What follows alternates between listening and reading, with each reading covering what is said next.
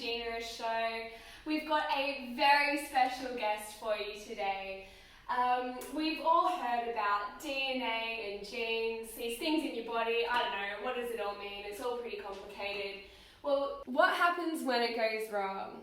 Well, to talk about it today, we have an expert in human genetics, counselling and health communication skills. So please welcome UTS's most recent graduate of the Masters in Genetic Counselling program, Miss Natalie Nowak.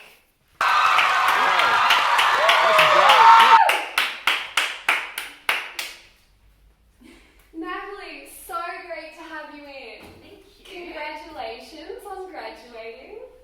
Thank you very much. Natalie, we're so excited to have you in today. What an interesting profession you are entering into. Yeah, it really is, Helen, and I can't wait to tell you more about it. Yeah, so tell us, what is a genetic counsellor? Well, to explain what a genetic counsellor is, first I need to explain what genetic counselling is. So, genetic counselling is the process of advising and supporting those people and families who are affected by genetic conditions. Helping people understand all that really complicated medical lingo and helping them come to terms with the condition that is in their family.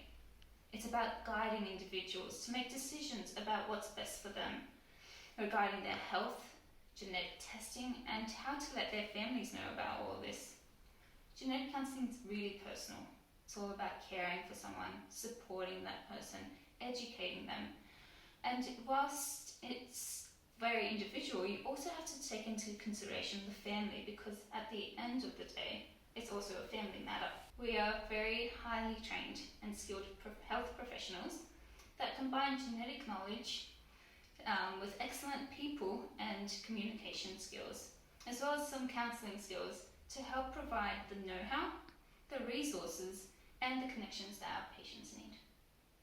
Wow, Natalie, that's so interesting. And so, you know, I suppose because everyone has had a different life experience, they have different, you know, family dynamics, as well as different medical situations. You know, I can see how, you know, people might be wanting to make different decisions and that sort of thing, and that's essentially a genetic counsellor and helps support you through that process. That's exactly right. So no two people are the same, and neither are two families. So the decisions that they make based on their lifestyle, their beliefs, their morals, they're all very individualized. And so, Natalie, what exactly does a routine day for a genetic counsellor look like? I think that's the most exciting part of being a genetic counsellor, because there's no 2 days that are ever the same. You'll meet many different individuals from different walks of life, and you'll be counselling many different conditions. And even if you do see the same condition, as we mentioned, how that affects the individual and those families, it's going to be very different almost every single time that you deal with that condition. And so traditional genetic counsellors, in addition, also see patients face-to-face via telehealth, so the modes of practice can be very different. We often take queries and questions from patients and health professionals that are calling us. We coordinate clinic appointments. We do coordination of genetic testing, as well as the referral of patients, and we work in diverse teams. So we're often being the person that represents the patients, and we voice what their needs are. So it sounds like there is a lot that genetic counsellors could be doing in their day. As you know, it sounds like working autonomously and a lot of teamwork, working with other health professionals. Yeah, that's right. Yeah, all to give, I suppose, this really individualised approach to healthcare. You know, that sort of theory that no two people are the same. It's not really a one-size-fits-all. Yeah, exactly. Yeah. And so tell me about the different kinds of roles that a genetic counsellor can play. You'll find them in either the private or the public sector: cancer, cardiology, prenatal and pediatric genetics. Genetic counsellors can also be found working in areas such as research, education, policy making, and even in genetic testing companies, actually.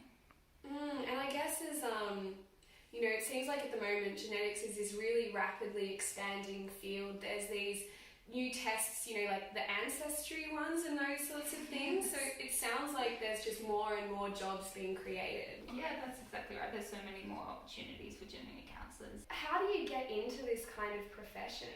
Like, how did you come to find that you wanted to be a genetic counsellor? Yeah, that's a great question, Helen. So I was a bit of an anomaly, I suppose. I studied an animal science degree. So when it came to deciding on an honours project, I decided to do a genetics project. And I was looking at heart diseases in cattle, of all things.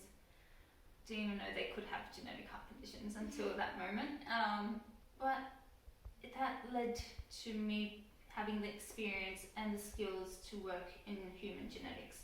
So I landed a role at the Centenary Institute, working in genetic heart diseases in humans. But realising I was kind of getting bored with the monotony of working in the laboratory, the repetitiveness, and the lack of, I guess, experiencing the patient side of things and what they go through. And that led me to volunteering in helping out with the Australian Genetic Heart Disease Registry, which is also run at the Centenary Institute. And through that, I realised I actually love listening to patients and hearing their stories. So I decided that genetic counselling made actually a lot of sense as my next career path. It sounds like it was a bit of a, you know, a mix of all of your interests from before, but then getting away from the lab setting and focusing in on the people skills. Yeah, exactly, yeah. And so for anyone out there who's interested in becoming a genetic counsellor, once you've, you know, made that decision that that's what you want to do, how do you become a genetic counsellor? Actually need to go through a 2-year master's course. That course needs to be accredited by the Board of Censors or approved by the Board of Censors, and those are run by the Human Genetic Society of Australasia. The prerequisites of getting into a course such as that are to have an undergraduate degree either in science or psychology or another related field, or if you don't have a related undergraduate, you could also use any relevant work experience. They also require you to have some experience working in a carer role, so that can be through work or through a volunteer program. So something like to give you that counselling experience. Exactly, Yeah. I can imagine that you're often dealing with patients who are in it could be a very high stress situation for them, really, you know, an intense emotional time. Yeah, it certainly can be. Well, I know that if that sort of situation was, you know, something that I was faced with, then having, you know, someone like yourself who's a great communicator and you trust and, you know is going to support me through this process could just be so helpful. And so, you know, you've just completed this Masters at UTS, which is a new program. This was the first year graduating from it, the first cohort, so huge, and huge for UTS as well. So I believe there's only 2 courses, one in Melbourne, one in UTS. That's right, Helen. And how was the course? Was it, you know, lots of fun, or was it hard work? Oh, it's definitely hard work, Helen, I won't lie. Being a master's course, you know, the expectation is that you have to do self-directed learning, so you really need to be quite motivated. It's also a wonderful experience. You meet so many beautiful people who share the same passions and interests as you. They're all there to provide, I guess, an altruistic aspect to their work, where they're benefiting other people, not just, you know, themselves. So it's just amazing, and I've actually got a little bit of a surprise. I've prepared a little bit of a snippet of some of the role plays that we do during our course. Would you like to see that? That would be awesome. Yeah, so this is what happens in the course. This is how you prepare to see patients. Exactly. Yeah, let's put it on. Let's go for it. Okay. Yeah. So I've realized this is quite a lot of information for you.